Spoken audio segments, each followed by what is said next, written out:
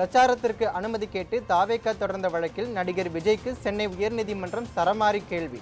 தொண்டர்களை கட்டுப்படுத்த முடியாதா என கண்டனம். வங்கதேசத்தில் இருந்து ஊடுருவியுள்ளவர்களை காப்பாற்றவே ராகுல் காந்தி பீகாரில் பேரணி நடத்தினார். அமித்ஷா குற்றச்சாட்டு.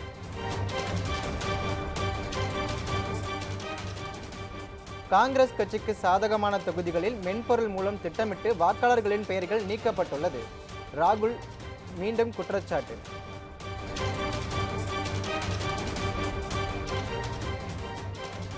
ஓட்டு திருட்டு என்ற பெயரில் ராகுல் காந்தி கூறியுள்ள குற்றச்சாட்டு அடிப்படை ஆதாரமற்றது. தேர்தல் ஆணையம் விளக்கம்.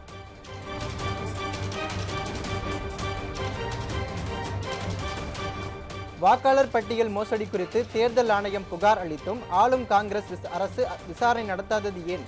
பிஜேபி எம்பி அனுராக் தாக்கூர் கேள்வி.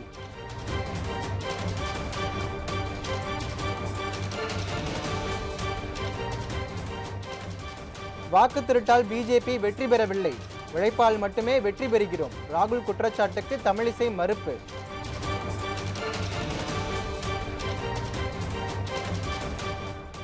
ராகுல் காந்தி கூறும் குற்றச்சாட்டுகளை பொய் என கூறும் பிஜேபி அதை நிரூபிக்க தயாராக உள்ளதா? மக்கள் நீதி மய்யம் கட்சித் தலைவர் கமலஹாசன் கேள்வி.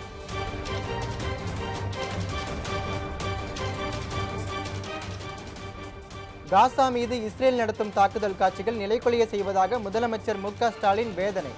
இந்தியா உறுதியாக பேச வேண்டும் என வலியுறுத்தல்.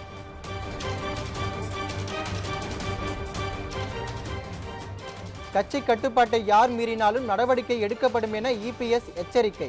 அதிமுக விவகாரத்தில் அமித்ஷா தலையிட மாட்டார் எனவும் விளக்கம்.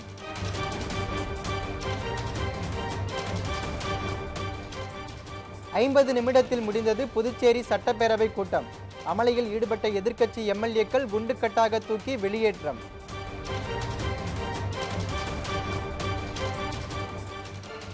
ஓட்டுக்கு பணம் கொடுக்காமல் திமுகவால் வென்று காட்ட முடியுமா? நாம் தமிழர் கட்சி ஒருங்கிணைப்பாளர் சீமான் கேள்வி.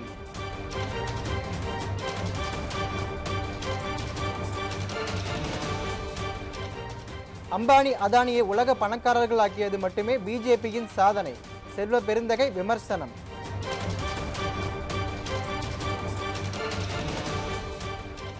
வக்ஃபை காப்போம், அரசியலமைப்பை காப்போம் என்ற முழக்கத்தை முன்வைத்து நவம்பர் 14ஆம் தேதி டெல்லியில் மக்கள் திரள் போராட்டம்.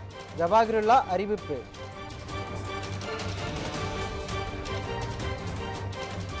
தமிழகத்தில் இன்று 21 மாவட்டங்களிலும் நாளை 5 மாவட்டங்களிலும் கனமழை பெய்ய வாய்ப்பு.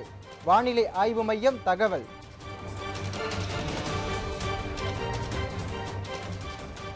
கும்பகோணத்தில் நெல் கொள்முதல் பணிகள் தாமதம்.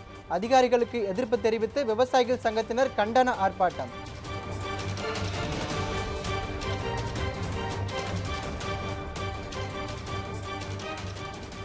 சென்னையில் இருந்து ஐதராபாத் புறப்படும் விமானம் தாமதம். நீண்ட நேரம் காத்திருந்த பயணிகள் விமான நிறுவன ஊழியர்களுடன் வாக்குவாதம்.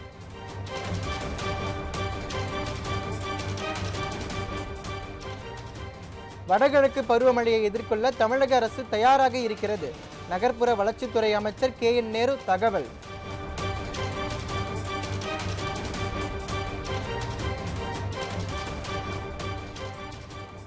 உத்தரகாண்டில் மேக வெடிப்பால் 5 வீடுகள் சேதம். 10 பேர் மண்ணில் புதைந்து உயிரிழப்பு. 2500 சுற்றுலா பயணிகள் நடுவழியில் தவிப்பு.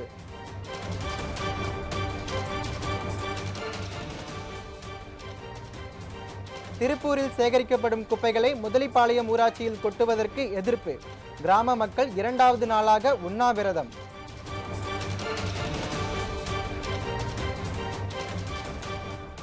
நேபாளத்தில் அமைதியை மீட்டெடுக்க உறுதுணையாக இருப்போம். சுசிலா கார்கியுடன் தொலைபேசியில் பேசிய பிரதமர் நரேந்திர மோடி உறுதி.